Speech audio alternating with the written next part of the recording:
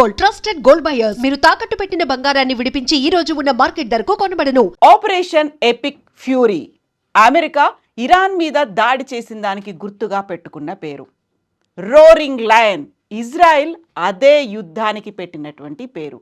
America, Israel సంయుక్తంగా చేపట్టినటువంటి ఈ ఆపరేషన్ అంతర్జాతీయ చరిత్రలోనే అతిపెద్ద సైనిక చర్యగా నిలిచింది. ఈ operation Iran supreme leader Ali Khamenei మరణంతో పాటుగా ఆ దేశ సైనిక వ్యవస్థను అస్తవ్యస్తం చేసింది.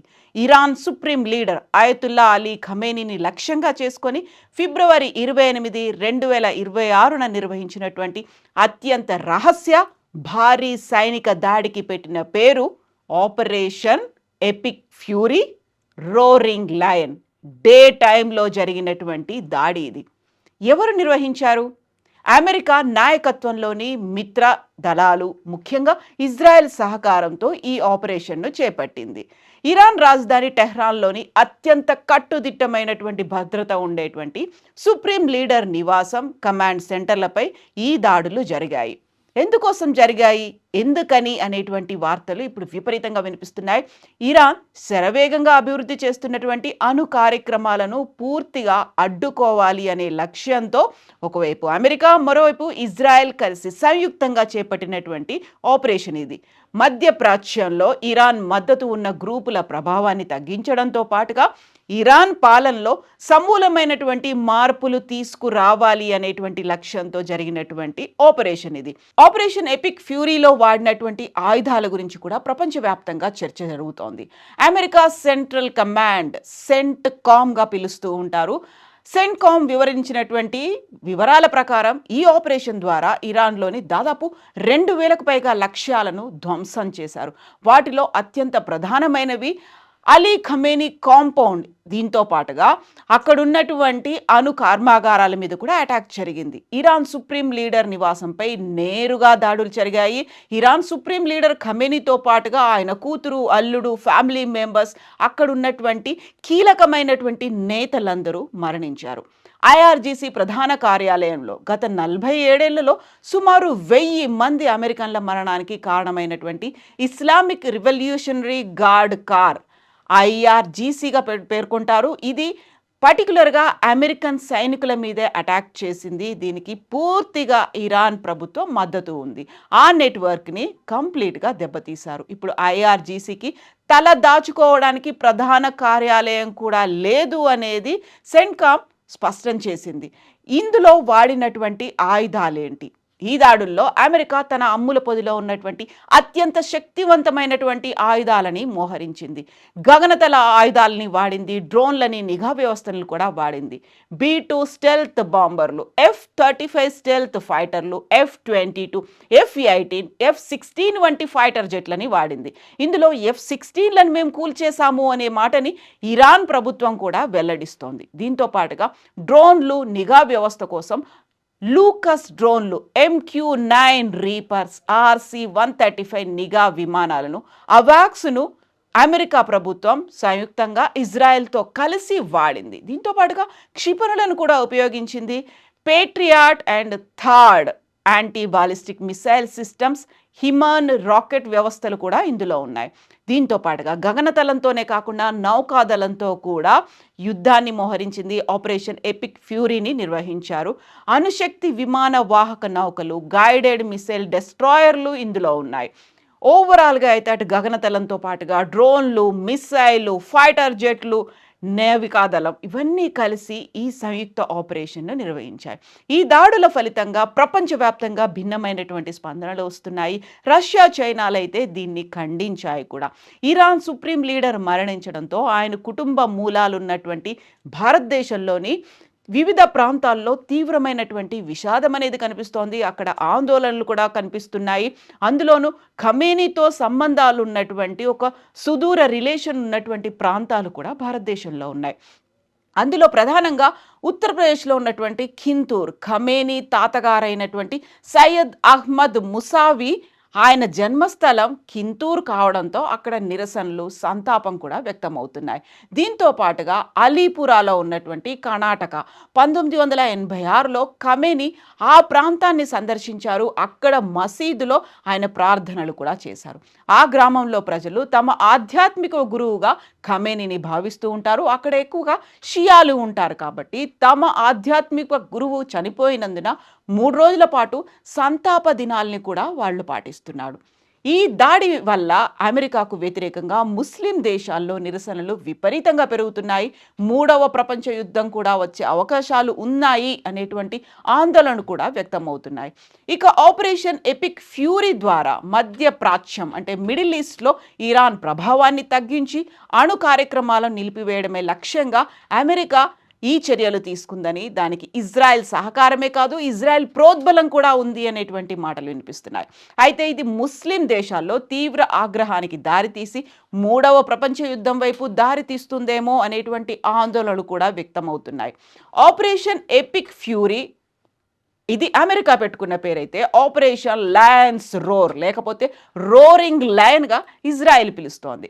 ఫిబ్రవరి 28, 2026న ఇరాన్లో ఉన్నటువంటి కీలకమైనటువంటి నగరాలు, సైనిక స్థావరాలపై జరిగిన దాడులను అమెరికా, ఇజ్రాయెల్ ఈ 2 పేర్లతో అయితే పిలుస్తూ ఉన్నాయి.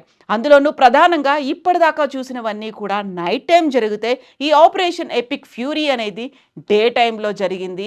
అందులోనూ ప్రధానమైనటువంటి నగరాలను కేంద్రంగా చేసుకున్నటువంటి దాడి ఇది. ఈ ఆపరేషన్లో భాగంగా ఇరాన్లో ఉన్నటువంటి 5 అత్యంత కీలకమైనటువంటి ప్రాంతాలను లక్ష్యంగా చేసుకొని అవే టార్గెట్గా దాడుల్ని, డ్రోన్లని, మిసైళ్ళని, ఫైటర్ జెట్లని ఉపయోగించుకున్నారు. దీనికి ప్రధానంగా ఇరాన్ రాజధాని టెహ్రాన్ ఇది. ఇక్కడ సుప్రీం లీడర్ నివాసం ఉంది, కమాండ్ కంట్రోల్ సెంటర్లు కూడా ఉన్నాయి, వాటి మీద అటాక్ జరిగింది. ఇస్ఫహాన్ అనేది అక్కడ ఇరాన్లో ఉన్నటువంటి అణు పరిశోధన కేంద్రాలకు నిలయం. అక్కడిని కూడా కంప్లీట్గా తమ హ్యాండ్ ఓవర్లోకి తీసుకున్నారు.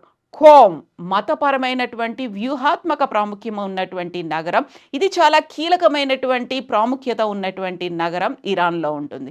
ఇక క్షిమరి తయారీ కేంద్రాలు ఉన్నటువంటి ప్రాంతం ఖరాజ్. దీంతో పాటుగా సైనిక, వైమానిక స్థావరాలు ఉన్నటువంటి చోటు కెర్మాన్ షా.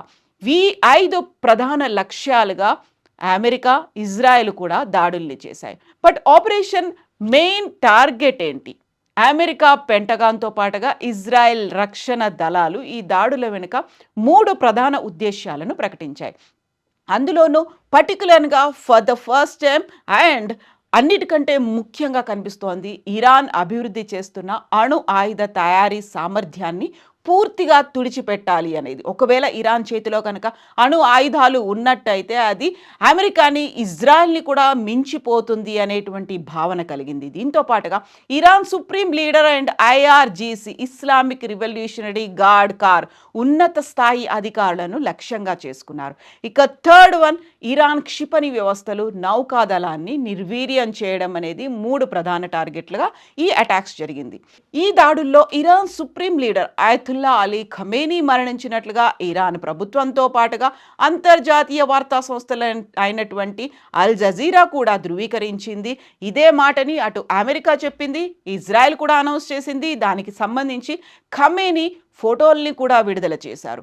అయితే దీనికి ప్రతిచర్యగా ఇరాన్ ఆపరేషన్ ట్రూ ప్రామిస్ 4 అనేటువంటి ఒక పేరుతో ఇజ్రాయెల్, అమెరికా స్థావరాలపై క్షిపణి దాడులను కూడా ప్రయోగించింది.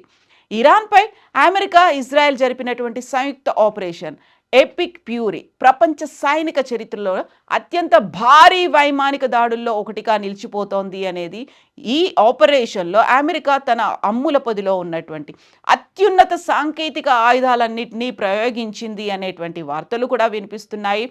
ఆపరేషన్ ఎపిక్ ఫ్యూరీ ప్రపంచ సైనిక చరిత్రలో ఇది చాలా కీలకమైనటువంటి ఒక మలుపుగా ఉండబోతోంది. ఉపయోగించినటువంటి ఆయుధాలతో పాటుగా ప్రయోగించినటువంటి టెక్నిక్స్ అండ్ దీనికోసం ఉదయాన్నే ఎన్నుకోవడం అనేది శనివారం ఉదయమే ఫిబ్రవరి 28, 2026లో ఈ యుద్ధం అనేది ప్రారంభమైంది. ఇక అమెరికన్ సెంట్రల్ కమాండ్ వెల్లడించినటువంటి వివరాల ప్రకారం ఈ ఆపరేషన్లో ఇప్పటి వరకు ఇరాన్లో ఉన్నటువంటి 2000కు పైగా వ్యూహాత్మక లక్ష్యాలను ధ్వంసం చేశారు. అందులో ఖమేనీ నివాసం ఉంది, ఇంతకుముందు చెప్పుకున్నట్టుగా ఇస్లామిక్ రెవల్యూషనరీ గార్డ్ కోర్ ప్రధాన కార్యాలయాలు ఉన్నాయి, అత్యాధునిక యుద్ధ విమానాలు, క్షిపణి రక్షణ వ్యవస్థలు, నిఘా పరికరాలను ఉపయోగించారు. వీటన్నిటిని కూడా శత్రు ట్యాంకులని ధ్వంసం చేసేటువంటి లేటెస్ట్ ఎక్విప్మెంట్ టెక్నాలజీని కూడా ఉపయోగించారు. ఇరాన్ ఎదురు దాడిని కూడా అంతే తీవ్ర స్థాయిలో చేసింది. ఆ ఎదురు దాడిని అడ్డుకోవడానికి థర్డ్ యాంటీ బాలిస్టిక్ మిసైల్ సిస్టమ్ని, పేట్రియాట్ క్షిపణులను కూడా వాడాడు. దీంతో పాటుగా నౌకాదళంలో అణుశక్తితో పనిచేసే విమాన వాహక నౌకలు, గైడెడ్ మిసైల్ డిస్ట్రాయర్లు, రవాణా కోసం C-17 గ్లోబ్ మాస్టర్ కార్గో విమానాలు, ఆకాశంలోనే ఇంధనం నింపే రీఫ్యూయలింగ్ ఎయిర్ క్రాఫ్ట్లు కూడా ఉన్నాయి. B-2 స్టెల్త్ బాంబర్లు ఈ ఆపరేషన్లో కీలకమైనటువంటి పాత్ర పోషించాయి. రాడార్లకు చిక్కకుండా భారీ బాంబులను చేరవేసే ఈ విమానాలు అమెరికాలోని వైట్మన్ ఎయిర్ ఫోర్స్ బేస్ నుంచి బయలుదేరి దాడుల అనంతరం టెక్సాస్లో ఉన్నటువంటి డైస్ ఎయిర్ బేస్కు చేరుకున్నాయి. సైప్రస్లో ఉన్నటువంటి బ్రిటన్ స్థావరంపై ఇరాన్ దాడి చేయడంతో యూకే ప్రభుత్వం అమెరికాకు మద్దతుగా నిలిచింది. ఇరాన్ సమీపంలో ఉన్న తమ అత్యంత శక్తివంతమైనటువంటి డియాగో గార్సియా సైనిక స్థావరాన్ని వాడుకోవడానికి అమెరికాకు అనుమతి ఇచ్చింది. ఈ బేస్ B-2 స్టెల్త్ బాంబర్ల ల్యాండింగ్, టేక్ ఆఫ్ కాను అయినటువంటి రన్వేలను కలిగి ఉండడంతో అమెరికాకు అది అదనపు బలంగా మారింది. గత 47 ఏళ్లలో దాదాపు 1000 మంది అమెరికన్ల మరణానికి కారణమైనటువంటి IRGCని ఈ దాడులతో నిర్వీర్యం చేశామని అమెరికన్ సెంట్రల్ కమాండ్ ప్రకటించింది. ప్రస్తుతం IRGCకి కనీసం ఒక ప్రధాన కార్యాలయం కూడా మిగల్లేదు అనేటువంటి ఒక మాటని ఎక్స్ వేదికగా వాళ్ళు అనౌన్స్ చేశారు. అత్యాధునిక ఆయుధాలతో అమెరికా జరిపినటువంటి ఈ మెరుపు దాడులు ఇరాన్ సైనిక సామర్థ్యాన్ని దెబ్బతీయడమే కాదు, మిడిల్ ఈస్ట్లో అగ్రరాజ్యం పట్టును మరోసారి నిరూపించాయి. బట్ ఇప్పటికీ కూడా ఖమేనీనే తమ హీరోగా భావిస్తున్నటువంటి కొంతమంది ఇప్పటికీ ఇరాన్ పై చేయి సాధించేలా పోరాటాలు చేస్తాము అనేటువంటి మాటను చెప్తుంటే, ఖమేనీ అంతమైన తర్వాత తమకి స్వాతంత్రం వచ్చినట్టుగా చాలామంది సంబరాలు చేసుకుంటున్నటువంటి దృశ్యాలు కూడా ఇరాన్లో కనిపిస్తున్నాయి. వీధుల్లో డాన్సులు చేసుకుంటూ వెళ్తున్నటువంటి వీడియోస్ ఇప్పుడు సోషల్ మీడియాలో వైరల్గా సర్క్యులేట్ అవుతున్నాయి. ఓవరాల్గా అటు ఆపరేషన్ ఎపిక్ ఫ్యూరీ కావచ్చు, రోరింగ్ లయన్ కావచ్చు, ఇరాన్ ఒక సుప్రీం చీఫ్ని మట్టు పెట్టాయి.